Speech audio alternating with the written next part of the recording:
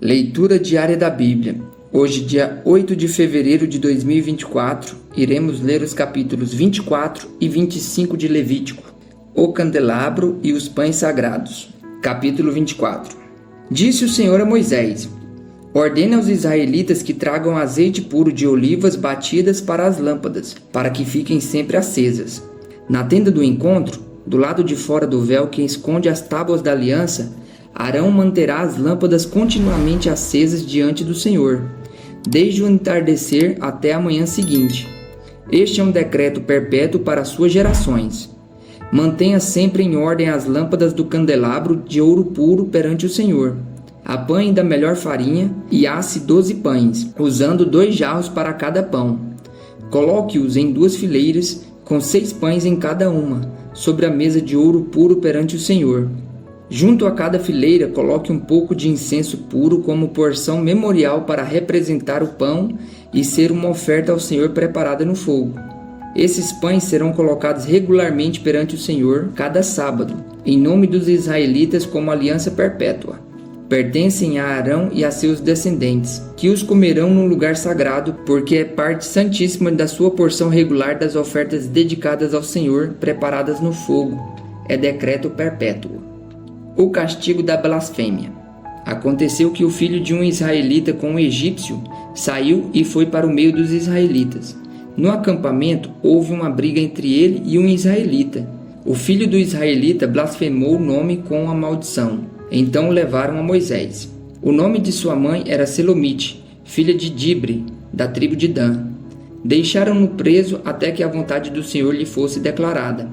Então o Senhor disse a Moisés: leve o que blasfemou para fora do acampamento. Todos aqueles que o ouviram colocarão as mãos sobre a cabeça dele e a comunidade toda o apedrejará. Diga aos israelitas: se alguém amaldiçoar o seu Deus, será responsável pelo seu pecado. Quem blasfemar o nome do Senhor terá que ser executado. A comunidade toda o apedrejará, seja estrangeiro, seja natural da terra. Se blasfemar o nome, terá que ser morto. Se alguém ferir uma pessoa a ponto de matá-la, terá que ser executado. Quem matar um animal fará restituição, vida por vida. Se alguém ferir seu próximo, deixando-o defeituoso, assim como lhe fez, será feito. Fratura por fratura, olho por olho, dente por dente. Assim como feriu o outro, deixando-o defeituoso, assim também será ferido. Quem matar um animal fará restituição, mas quem matar um homem será morto. Vocês terão a mesma lei para o estrangeiro e para o natural da terra. Eu sou o Senhor, o Deus de vocês. Depois que Moisés falou aos israelitas, levaram o que blasfemou para fora do acampamento e o apedrejaram.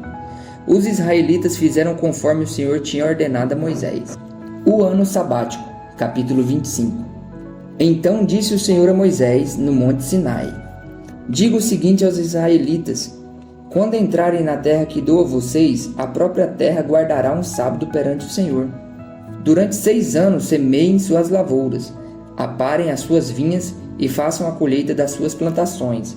Mas no 7º ano a terra terá um sábado de descanso, um sábado dedicado ao Senhor. Não semeiem as suas lavouras, nem aparem as suas vinhas. Não colhem o que crescer por si, nem colham as uvas das suas vinhas, que não serão podadas. A terra terá um ano de descanso. Vocês sustentarão do que a terra produzir no ano de descanso. Você, o seu escravo, a sua escrava, o trabalhador contratado e o residente temporário que vive entre vocês, bem como seus rebanhos e os animais selvagens de sua terra. Tudo que a terra produzir poderá ser comido.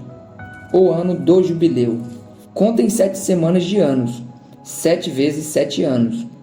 Essas 7 semanas de anos totalizarão 49 anos.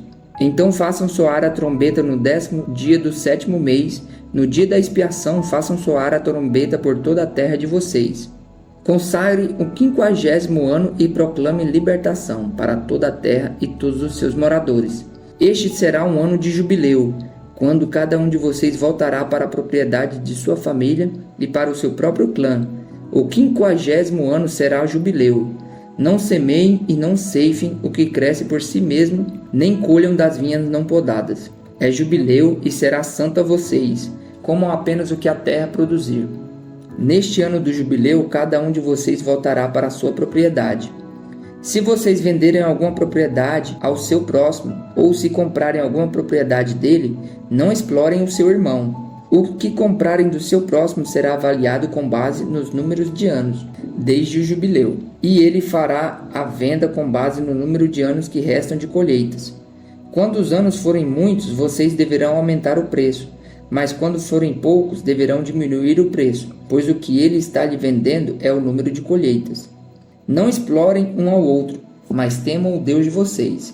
Eu sou o Senhor, o Deus de vocês.